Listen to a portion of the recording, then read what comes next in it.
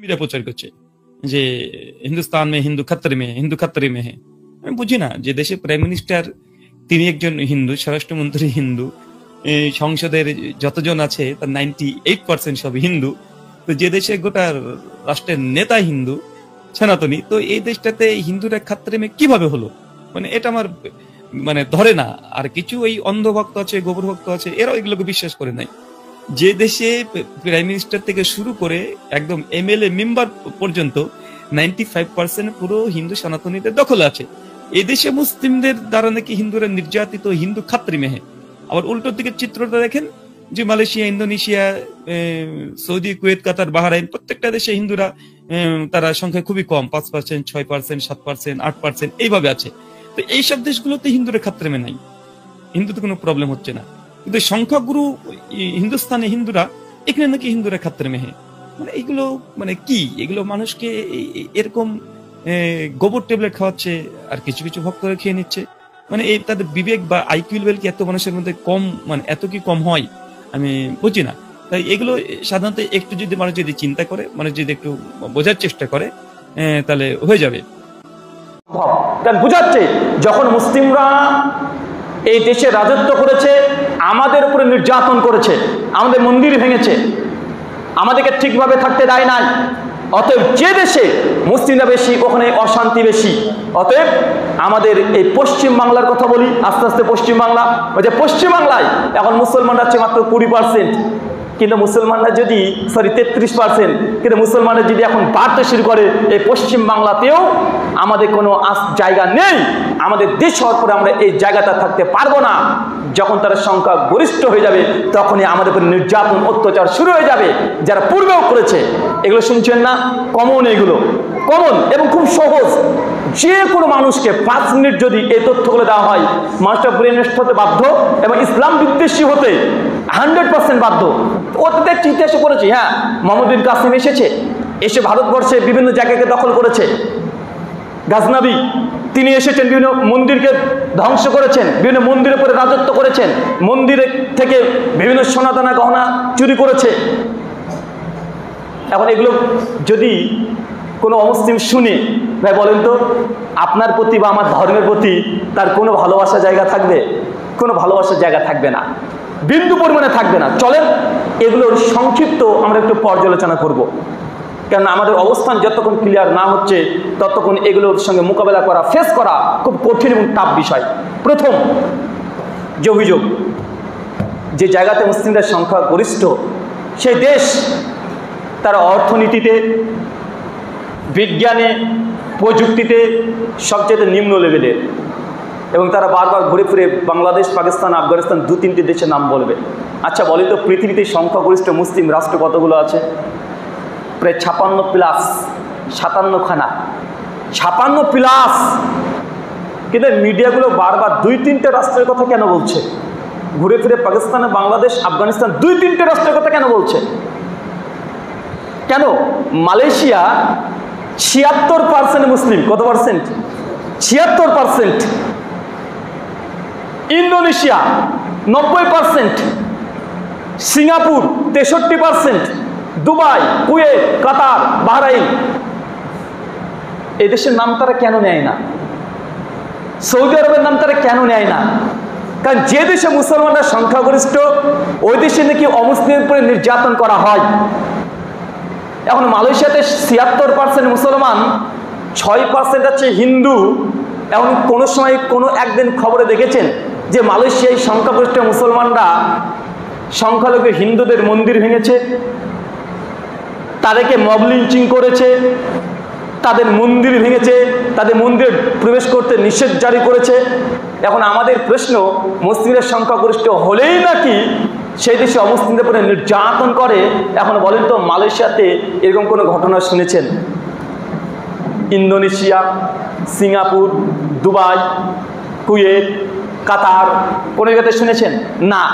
তার মানে বোঝা যাচ্ছে যে তারা যেটা প্রচার করছে এটা শতভাগ এটা মিথ্যা প্রপাগান্ডা। কেননা দেখেন,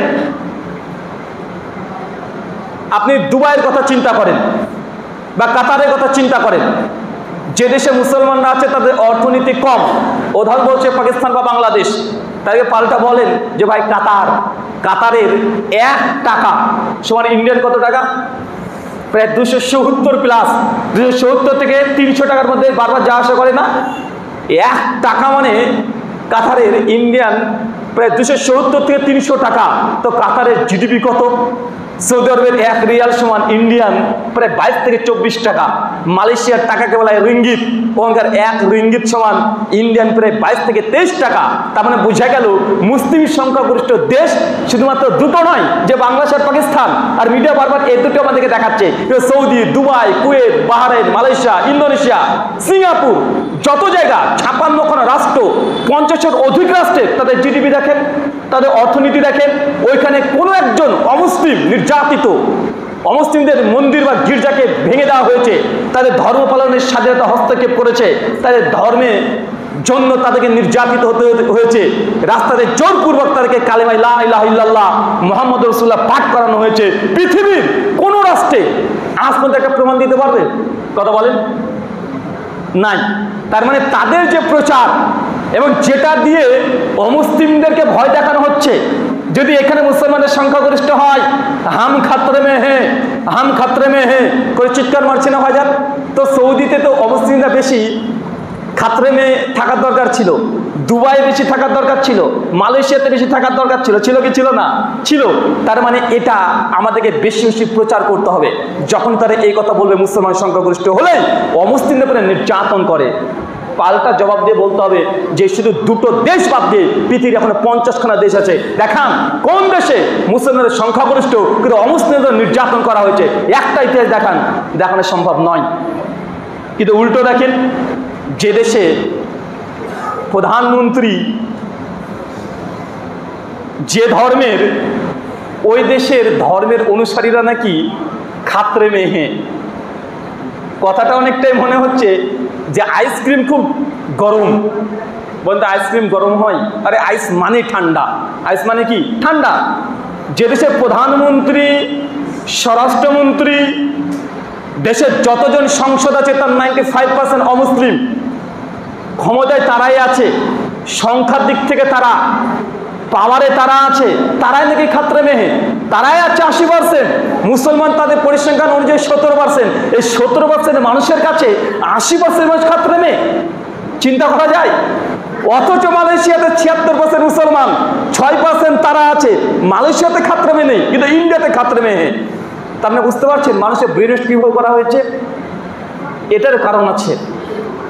তাদের অভিযোগ বারবার একই অভিযোগ যখন করা হয় তখন মানুষ মিথ্যাটাকে সত্য মনে করে ফেলে। নেপোলিয়ন এই জন্য বলেছিল যে একটা মানুষ যদি প্রতিদিন একই মিথ্যে কথা বারবার মানে উঁচু গলায় যদি বলতে শুরু করে দেয়, একদিন মানুষ ওই মিথ্যা কথাকে একদম মনে করবে এটাই পরম সত্য কথা। পরম সত্য কথা আমার সঙ্গে মনে করছে না? আচ্ছা, দ্বিতীয় একটা প্রসঙ্গে আপনাকে আসি। সংখ্যাগরিষ্ঠ মুসলিম রাষ্ট্রে কখনো অশান্তি নেই।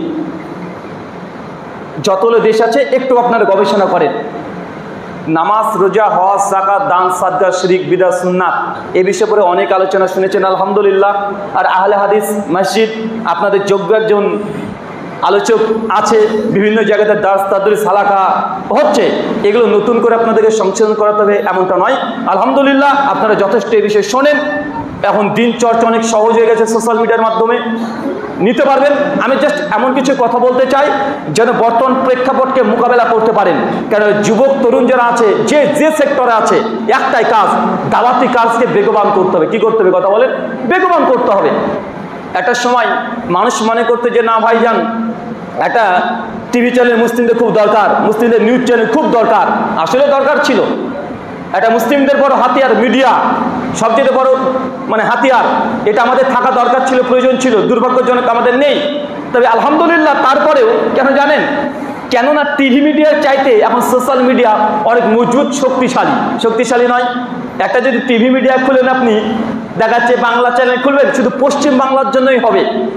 এখন যদি বাংলাদেশের মানুষকে দেখাতে চান তাহলে আপনার ডবল ট্যাক্স দিতে হবে, খরচ বেশি আছে না? নাই আছে না ভাইজান? প্রত্যেক বছরে পে করতে হবে। কেন একটা টিভি চ্যানেল স্যাটেলাইট কত মানে কোটি কোটি টাকা খরচ করে একটা টিভি চ্যানেল খুলতে হতো। কিন্তু এখনকার বর্তমান যুগে যদি আপনি চান, খুব সহজেই আপনি সোশ্যাল মিডিয়ার মাধ্যমে লক্ষ লক্ষ মানুষের কাছে আপনার মেসেজ পৌঁছাতে পারবেন না? পারবেন কি পারবেন না? পারবেন। ইউটিউব এর তো আবার মানে কোনো টাকা পয়সা লাগে নাকি? এই চ্যানেল খুলতে টাকা পয়সা লাগে?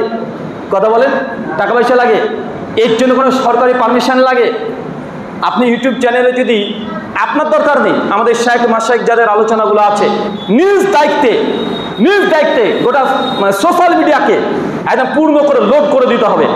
প্রত্যেক প্রশ্ন শাইখ মাশাইখ যেগুলো প্রশ্নের উত্তর দিচ্ছে ছোট ছোট করে ওই নাম দিয়ে প্রশ্ন উত্তরগুলো যেমন দেবেন, যখন অমুসলিমরা সার্চ করবে কোনো বিষয় যে জিহাদ লিখলে যেন আগে আলেম ওলেমার ভিডিওগুলো বেশি বেশি চলে আসে। কথা বুঝতে পারলেন? কেন? কারণ আপনি এখানে বসে আমরা আলোচনা করছি, কিন্তু আমাদের আলোচনা গোটা বিশ্বের মানুষ শুনতে পাবে কি পাবে না? গোটা বিশ্বে দুবাই হোক, কুয়েত হোক, কাতার হোক, এর কোনো বর্ডার নেই। তাই সোশ্যাল মিডিয়া বর্তমান যুগে সবচাইতে বড় মাধ্যম দাওয়াতি কার্যক্রম করার জন্য। এত বড় আয়োজন, 500 মানুষ এখানে আছেন, কিন্তু এই আলোচনা এই যে 10টা ক্যামেরাতে আছে, কমপক্ষে প্রত্যেক যদি সোশ্যাল মিডিয়ার 1 লক্ষ করে যদি মানুষ দেখে, 10 লক্ষ মানুষের কাছে পৌঁছাবে কি পৌঁছাবে না? পৌঁছাবে। তাই নিজ দায়িত্বে আপনি যদি নাও পারেন, শাইখ মাশাইখ আলেম ওলামাদের যেসব আলোচনা আছে বিভিন্ন সোশ্যাল মিডিয়া প্ল্যাটফর্মে ছড়িয়ে দেন। যারা ইসলামের সমালোচনা করছে ওখানে আপনাকে গিয়ে পাল্টা গালি দেওয়ার প্রয়োজন নেই, পাল্টা গিয়ে ওখানে একজন শাইখ মাশাইখের আলোচনা ভিডিও লিঙ্ক দিয়ে দেন ওই বিষয়ে। ইনশাল্লাহ আস্তে আস্তে ধীরে ধীরে আমাদের কাজ এগোতে থাকবে। আল্লাহ সুবহানাহু ওয়া তাআলা তুমি কবুল করে সকলে বলি আমিন। সম্মানিত শুধু আমাদের অবস্থান দ্বিতীয় যে ন্যারেটিভ দিয়ে আমাদের অমুসলিম ভাইদেরকে তারা বিগড়ানোর চেষ্টা করছে, কোনটা? যে মুসলমানরা এসে আমাদের মন্দির ভেঙেছে। এই যে বাবরি মসজিদ, আরে বাবরি মসজিদ তো বাবরি মসজিদ না, এটা তো রামের জন্মভূমি ছিল। মুসলমানরা জোর করে ভেঙে দিয়ে মসজিদ তৈরি করেছে, এখন আমরা আমাদের মন্দিরের উপরেই মন্দির তৈরি করছি। এই কথা বলে মানুষকে সহজে বুঝিয়ে দিচ্ছে, আরে আমরা তো মসজিদ ভাঙিনি, আমাদের মন্দির ভেঙে তো মসজিদ তৈরি করেছে। এই জন্য আমরা কেচে জিতে গেছি, এটা প্রমাণ হয়ে গেছে রাম জন্মভূমি। এখন আমরা তার জন্য রাম জন্মভূমি তৈরি করলাম, এখন আমাদেরও কিছু বলার থাকছে না। অনেক মানুষ বলছে ঠিকই আছে, তোমরা কেন মন্দির ভেঙে মসজিদ তৈরি করেছিলে, এমন বলা হচ্ছে কি হচ্ছে না। এবং সম্রাট অরঙ্গজেবের ইতিহাস যদি পড়েন, সত্যি দেখা যায় যে অরঙ্গজেব অনেকগুলো মন্দিরকে ভেঙেছে। কিন্তু আপনি এই জায়গাতে অনেকে মিস করে ফেলে, কি জানেন? আমি কয়েকটা রিপোর্ট আপনাদেরকে দেখাবো। পুরীতে জগন্নাথ ধাম মন্দিরের নাম শুনেছেন? দীঘাতে জগন্নাথ ধাম মন্দির খুললো না কিছুদিন আগে? কোটি কোটি টাকা খরচ করে, প্রায় কোটি কোটি টাকা খরচ করে, কোটি টাকা খরচ করে জগন্নাথ ধাম মন্দির তৈরি করলো। আসল জগন্নাথ ধাম মন্দির হচ্ছে পুরীতে। কোথায়? পুরীতে। এই মন্দিরের যে ইতিহাস জানেন অবাক হবেন। আমি আমার কথা বলি না, স্বামী বিবেকানন্দজি নাম শুনেছেন? যিনি ভারতবর্ষে হিন্দু দাদাদের কাছে অনেক জনপ্রিয় ব্যক্তি, যিনি তৎকালীন সেই সময়তে আমেরিকার শিকাগো শহরে গিয়ে তিনি হিন্দু ধর্ম এবং ভারতবর্ষকে রিপ্রেজেন্ট করেছেন। রামকৃষ্ণ মিশন তার আইডিওলজি, যেটা কলকাতা বেলুর মাঠে এখনো আছে। স্বামী বিবেকানন্দজির যত লেখনী এবং যত বক্তব্য সবগুলোকে সংকলন করেছে 10 খণ্ডে। বইটার নাম দেওয়া হয়েছে স্বামী বিবেকানন্দের বাণী এবং রচনাবলী। গুগলে PDF অ্যাভেলেবেল আছে। রামকৃষ্ণ মিশন উদ্বোধন কার্যালয় থেকে বইটা প্রকাশও করেছে। আমার কাছে আছে বইটার জাস্ট একটা অংশ আপনাকে দেখাবো। স্বামী বিবেকানন্দের বাণী এবং রচনাবলী 5ম খণ্ড 158 পৃষ্ঠা। এখানে স্বামীজি কি বলছে দেখেন। তিনি বলছেন, মানে অনেক প্রশ্নের উত্তর দিকে বলছেন, স্বামীজি বলছেন, যাহারা ভারতের ইতিহাস কিছুমাত্র জানেন তাহাদের নিকটে পূর্বোক্ত বিবৃতি দ্বারা প্রমাণিত হয় যে পুস্তকখানি আগাগোড়া প্রতারণা। মানে একটা বই তিনি জবাব লিখছেন। এরপর দ্বিতীয় কলমে কি বলছেন দেখেন। কারণ জগন্নাথ মন্দির একটি প্রাচীন বৌদ্ধ মন্দির। আমরা এটিকে অন্যান্য বৌদ্ধ মন্দিরকে হিন্দু মন্দির করিয়া লইয়াছি। এটা বুঝতে পারলেন না? পুরীতে যেটা জগন্নাথ মন্দির, এটা আসলে মন্দির কোনোদিনই ছিল না, এটা ছিল বৌদ্ধদের ধাম। বৌদ্ধদের কি? এটা বৌদ্ধ মন্দির ছিল। পুরীর যে জগন্নাথ মন্দির, এটা হিন্দুরা খোঁজকে, সেখানে শ্রীকৃষ্ণের ভক্ত যারা আছে তারা পূজা অর্চনা করছে, হিন্দুদের তত্ত্বাবধানে আছে। এটা কোনোদিনই হিন্দুদের মন্দির ছিল না। স্বামীজি বলছেন যে এই মন্দির মূলত বৌদ্ধদের মন্দির। সেই সময়কার ব্রাহ্মণরা জোরপূর্বক বৌদ্ধদের কাছ থেকে ছিনিয়ে নিয়ে এখানে হিন্দু মন্দির বানিয়েছে। যদি একটা মন্দির নয়, স্বামীজি বলছে এরকম হাজার হাজার মন্দিরকে, বৌদ্ধদের মন্দিরকে হিন্দুরা জবরদখল করে নিয়েছে। কথা কি বুঝতে পারছেন আমার? এখন যারা বলছে যে বাবরি মসজিদের আগে রাম জন্ম হয়েছিল, মুসলমানরা জোর করে বাবরি মসজিদ বানিয়েছে, অতএব আমাদের মন্দির আমাদেরকে ফিরিয়ে দেওয়া হোক, কারণ আমাদের জিনিস। এখন বৌদ্ধরা যদি এই দাবি করে যে আমাদের বৌদ্ধ মন্দির, পুরীর যে মন্দির জগন্নাথ ধাম, ওটা তো আমাদের, তা আমাদের জিনিস আমাদেরকে ফিরিয়ে দেন। এখন দেখা যাক কতটা তারা নিরপেক্ষ, তারা এখানে মানতে চায় কি চায় না? জি না, এখানে তারা মানতে চাইবে না, নারাজ।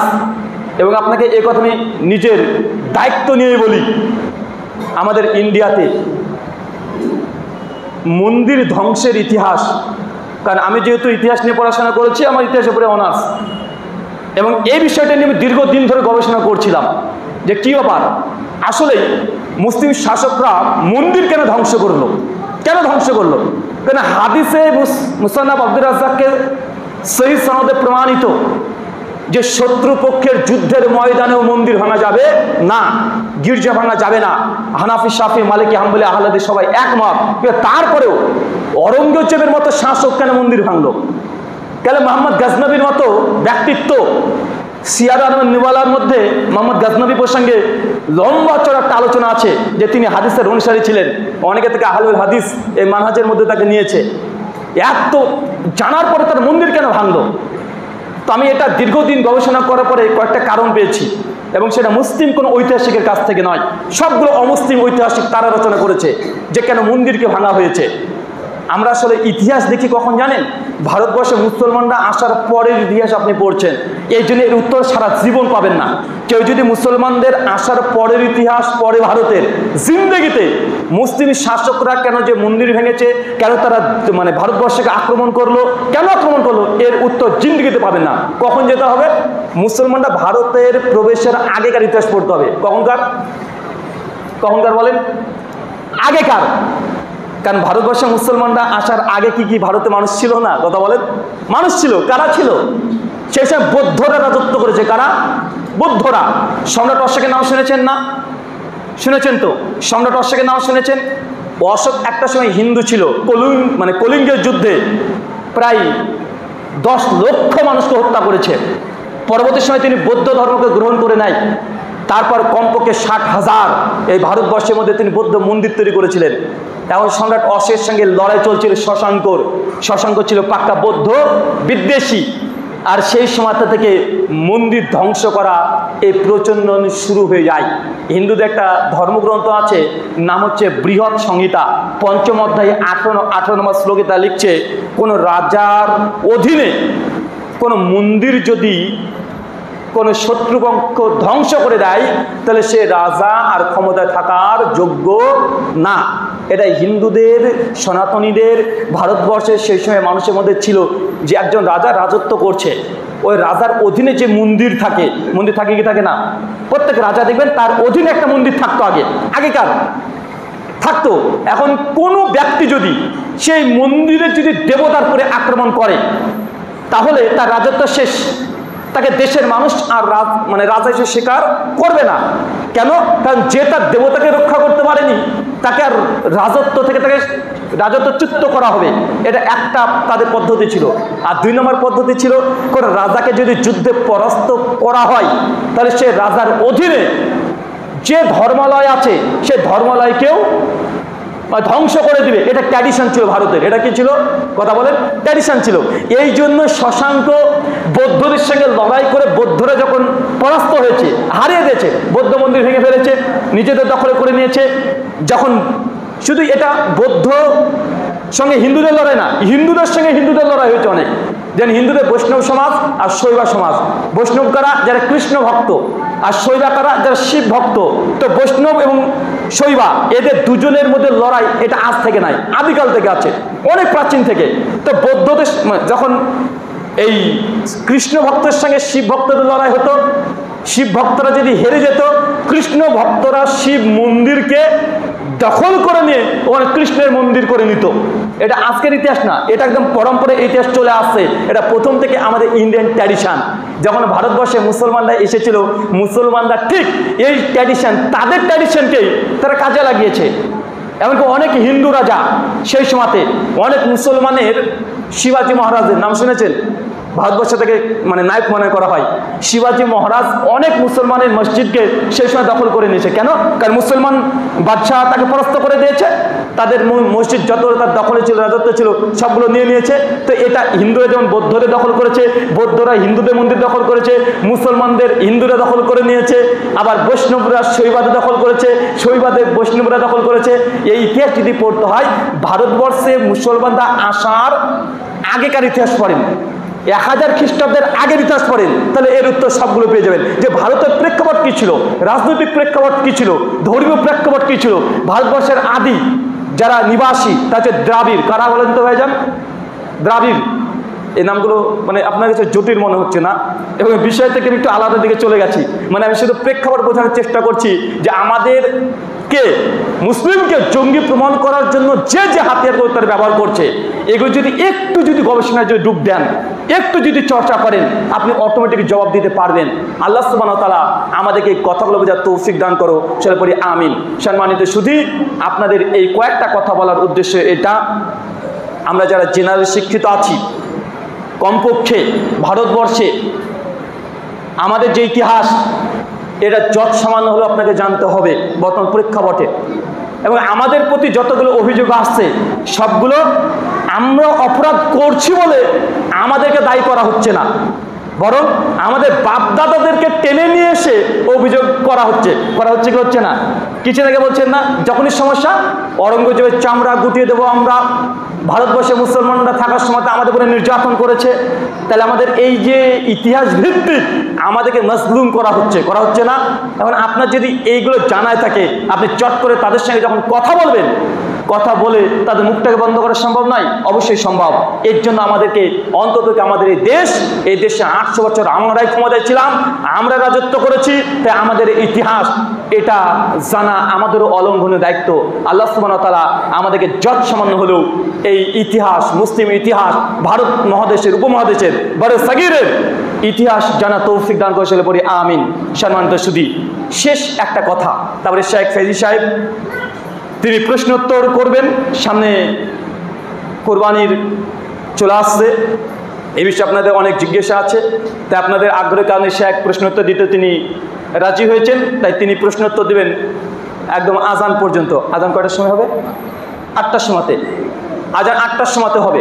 আচ্ছা দেখেন, যখন আমাদেরকে বলছে যে মুসলিমরা দ্বারা আমরা নির্যাতিত, মুসলিমরা সংখ্যাগরিষ্ঠ হলেই আমাদেরকে নির্যাতন করা হয়, আমি কয়েকটা রিপোর্ট পেশ করব।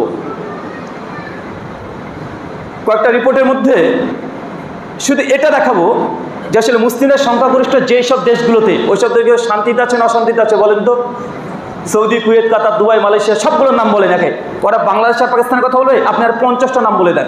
সবগুলোতে কোনো ধর্ষণ নেই, সুইসাইড অ্যাটেম্প নেই, কোনো ইভটিচিং নেই, অর্থনীতি কোনো কেলেঙ্কারি নেই, দেশের টাকা বাইরে পাঠানো নেই, অমুসলিমদের উপরে ধর্মের স্বাধীনতার মধ্যে কোনো বাধা নেই, কেউ নেই। ওরা দুটো দেশকে তারা বারবার দেখাচ্ছে, কারণ দুষ্ট দেশের সঙ্গে ভারতের সম্পর্ক প্রথম থেকে ছিল, প্রথম থেকেই, এবং শত্রুতার সম্পর্ক প্রথম থেকে আছে, এই জন্য দেখাচ্ছে। আমি জাস্ট দেখাবো যে দেশে তারা বলছে আমরা শান্তিতে থাকতে চাই, সে দেশে কয়েকটা রিপোর্ট দেখেন। আমি সরাসরি রিপোর্টগুলো দেখাচ্ছি, প্রত্যেকটা রিপোর্ট, পেপারের নাম বলবো, পাশাপাশি কয় তারিখে ছাপেছে সেটাও বলবো। শুধু দেখেন, মুসলিমরা সংখ্যাগরিষ্ঠ হলেই কি অমুসলিমদের নির্যাতন করে? না, যারা সংখ্যাগরিষ্ঠ তাদের কাছেই তাদের ধর্মের অনুসারীরা নিরাপদ না। Report 1, the Indian express report করছে 2001 সালের রিপোর্ট, এটা 8ই মার্চ 2015। কি বলছে? দলিত নারীদের ধর্ষণ বাড়ছে ভারতে 500%। চিন্তা করতে পারছেন? ইন্ডিয়ান এক্সপ্রেস, 500% ধর্ষণ ইন্ডিয়াতে বাড়ছে উচ্চ বর্ণের হিন্দুর দ্বারা নিম্ন বর্ণের হিন্দুদের উপরে। এখন বলেন তো, তাদের ধর্মের অনুসারীরা তাদের কাছে নিরাপদ না, আমাদের মুসলিমদের কথা বাদ দেন, নিজ ধর্মের কাছে শুধু উঁচু বর্ণ তারা, আর তারা নিচু বর্ণ, নিরাপদ না। দ্বিতীয় রিপোর্ট, লেখাপড়া পাওয়ার জন্য দলিত মেয়েকে পুড়িয়ে হত্যা। Mail online 5 March 2015। দলিত মানে নিচু বর্ণের মেয়েরা পড়তে চায়, স্কুলে পড়তে চায়, এই জন্য আন্দোলন করেছিল। উচ্চ বর্ণের হিন্দুরা হত্যা করেছে।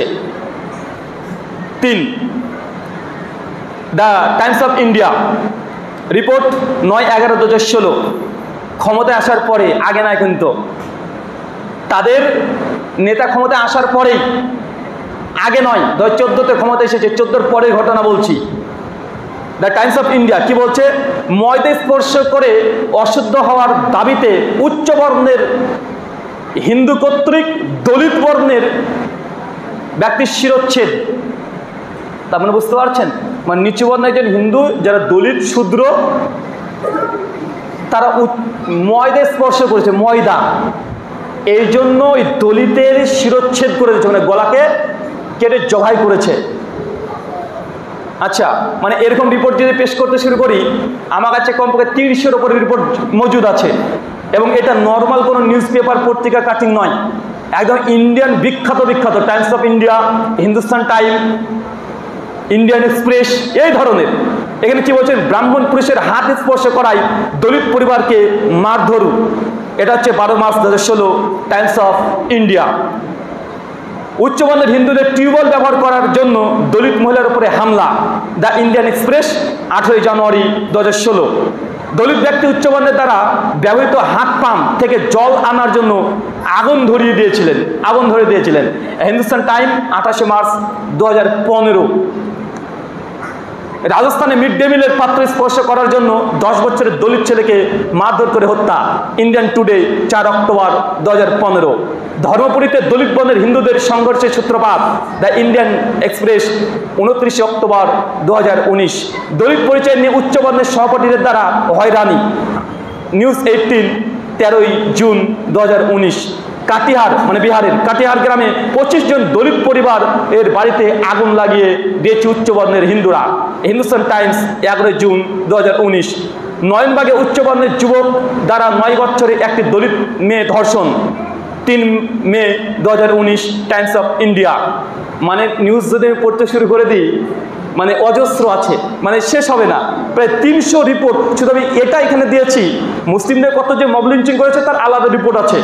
মুসলমানকে জোর করে তাদের কালেমা, আজকে ভারতবর্ষে প্রচার করছে না যে মুসলমানের কালেমা অমুসলিমকে পড়িয়ে গুলি করে হত্যা করেছে। তো এটা এডিশন কারা শুরু করেছে? মুসলমানরা তো নয়। 2014-র পরে মুসলমানদেরকে জোর করে তাদের ধর্মের কালেমা জোর করে পড়তে বলা হচ্ছে না? তার ধর্মের দেবতার নাম নিয়ে জোর করে পড়তে বলা হচ্ছে। ঝাড়খণ্ডের তাবরেজ আনসারি, এটা তো মশহুর ঘটনা, সকলে জানেন। কিন্তু এছাড়াই ভারতবর্ষে প্রতিদিন না হলেও কমপক্ষে 2 থেকে 3টা ঘটনা প্রতিদিন যে মুসলমানকে জোর করে তাদের ধর্মের দেবতার নাম নিয়ে বলা হচ্ছে, নচেত তাকে পেটানো হচ্ছে, হত্যা করা হচ্ছে, তাকে মানে গাড়ি চাপাতে মেরে দেওয়া হচ্ছে। তো ট্র্যাডিশন তো মুসলমানদের নয়, ট্র্যাডিশন তো তারা শুরু করেছে। কারা শুরু করেছে? যারা আজকে অভিযোগ করছে তারা শুরু করেছে। তো আমি এই রিপোর্টগুলো দেখালাম যে যেই দেশে, আমাদের এই দেশে দলিত শ্রেণী, তারাও তাদের ধর্মেরই জাতপাতের কারণে আজকের দিনও বিভিন্ন জায়গাতে নির্যাতিত, মন্দিরে উঠতে দেয় না। দলিতরা মন্দির তৈরি করেছে, উচ্চবর্ণের মন্দির ব্যক্তিরা এসে ভেঙে দিয়েছে। গুজরাটে কিছুদিন আগে 2021 সালের 11 ফেব্রুয়ারি হিন্দুস্তান টাইমসের রিপোর্ট, একটা দলিত শ্রেণীর ব্যক্তি বিবাহ করতে যাচ্ছে ঘোড়ার পিঠে চড়ে, আর তার বড় গোপ রেখেছিল। উচ্চবর্ণের ব্যক্তিরা এসে তাকে ঘোড়া থেকে নামিয়ে পিঠে হত্যা করে দিয়েছে। কেন? কারণ ঘোড়ায় চড়া এটা ক্ষত্রিয়দের বৈশিষ্ট্য, আর গোপ রাখা এটা ক্ষত্রিয়দের বৈশিষ্ট্য। কিন্তু একজন দলিত হয়ে কাজ করেছে, তাকে হত্যা করে দিয়েছে। ইন্ডিয়ান অনেক মন্দিরে এখনো দলিতদেরকে উঠতে দেওয়া হয় না। আমাদেরকে বলছে যে দেখেন, মুসলমানরা যদি এতই ভালো হবে তাহলে মক্কাতে কেন প্রবেশ করতে দেয় না, কেন অমুসলিমকে ঢুকতে দেয় না? আরে ভাই, পুরীর জগন্নাথ ধাম মন্দিরে মুসলমানদের অ্যালাউ নেই, অমুসলিমের অ্যালাউ নেই, নিষিদ্ধ। বৌদ্ধদের যে স্বর্ণ মন্দির আছে ওখানে মুসলমানের ঢোকা নিষিদ্ধ। ভারতবর্ষে কমপক্ষে 100 শতাধিক মন্দির আছে যেগুলো মুসলমানকে প্রবেশ করতে দেয় না। তাদের মন্দির। তো ভাই আমাদের এক মক্কাকে নিয়ে তারা পাগল হয়ে গেছে, কিন্তু ভারতবর্ষের শতাধিক মন্দির আছে। মুসলিম তো দূর কি বাদ, মন্দিরের মধ্যে নিচু বন্ধের হিন্দুদেরই এলাও নেই, এলাও আছে। আল্লাহ সুবহানাহু ওয়া তাআলা আমাদেরকে যে দিন দিয়েছে আলহামদুলিল্লাহ, এই দিনের মধ্যে কোনো ভেদাভেদ নেই। কোনো ভেদাভেদ আছে? আলহামদুলিল্লাহ। ইলম যার আছে ইসলামের সেই যোগ্য। আমরা এখানে হাজার হাজার মানুষ এসেছি, এখন এত মানুষ, আমার অনেক নাম যশ আছে, কিন্তু আপনার এলাকায় যদি একটা হাফেজে কোরআন থাকে, ওর বাপ যদি ফকিরও হয়, ছেলেটার যদি জামাত যদি নোংরাও থাকে, নোংরাও তো নাপাক নয়, নোংরাও যদি থাকে, এখন ওই কোরআনের হাফেজ ছোট্ট একটা ছেলে যদি থাকে 10-12 বছর 15 বছরের ছেলে, ভাই বলেন তো নামাজটা কে পড়াবে? দেখেন ডাক্তার জাকির নাকি চলে আসলো আপনার মসজিদে, গোটা বিশ্বব্যাপী তার নাম যশ খ্যাতি আছে, লক্ষ লক্ষ মানুষ তাকে যে কালেমা পড়ে মুসলিম ইসলাম ধর্ম গ্রহণ করেছে, লক্ষ লক্ষ মানুষ কোরআন সুন্নাহর আলোয় আলোকিত হয়েছে তার আলোচনা শ্রবণ করে শুনে। এখন ডক্টর নায়কও যদি চলে আসে, আর আপনাদের এলাকায় যদি 17 বছরের একজন যদি মানে ভ্যান চালক, রিক্সা চালক বা ওই মুচির কাজ করে, তারও বেটা যদি কোরআনের হাফেজ হয়, নামাজটা কে পড়াবে? হাফেজ পড়াবে। এটা হচ্ছে ইসলাম, এটা হচ্ছে ইসলাম। 1400 বছর আগে এই জাতপাতকে ধ্বংস করে দিয়েছে মুহাম্মদ সাল্লাল্লাহু আলাইহি ওয়াসাল্লাম, 1400 বছর আগে, যে না মানুষের মধ্যে কোনো ভেদাভেদ নেই। যদি ভেদাভেদ থাকে, দুটোতে ভেদাভেদ, এক তাকওয়া, কি কথা বলেন, তাকওয়া আর ইলম, এই দুটোর কারণে মানুষের যোগ্যতা, মানুষের মর্যাদা বৃদ্ধি পায়।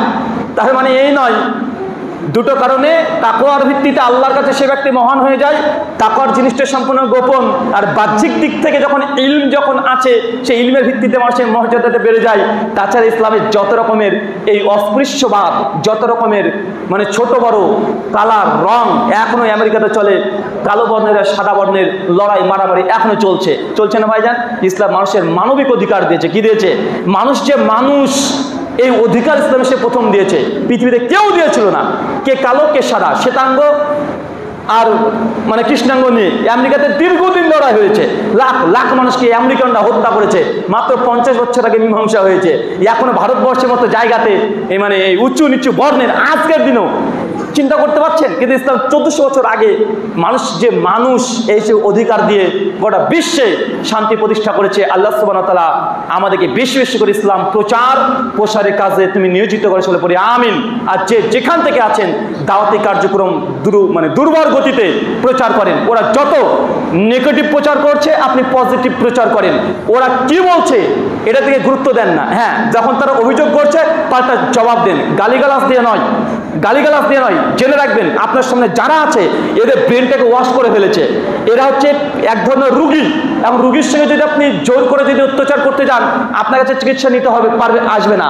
তাকে ভালোবেসে আদরকে বুঝাবেন, কেননা তাদের দোষ নেই, কারণ সমাজটাকে এইভাবে তৈরি করে ফেলেছে। তাই আমাদের আখলাক, আমাদের আদর্শ, আমাদের আচরণ, আমাদের ব্যবহার, আমাদের কথাবার্তা বলা, আমাদের যুক্তি, তথ্য, দলিল, প্রমাণ সব দিক দিয়ে নিজেকে আগে তৈরি করতে হবে। আল্লাহ সুবহানাহু ওয়া তাআলা এই ভারতবর্ষে যেমন মুসলমানরা ক্ষমতায় ছিল এবং সুখ শান্তিতে আমরা ছিলাম, আমাদের এই দেশকে তোমরা আবারও সগর্বের জন্য আমরা এই দেশে আবার বসবাস করতে পারি, তুমি সেই তৌফিক দান করে, পরে আমিন। শুকরান, জাযাকাল্লাহু খায়রান।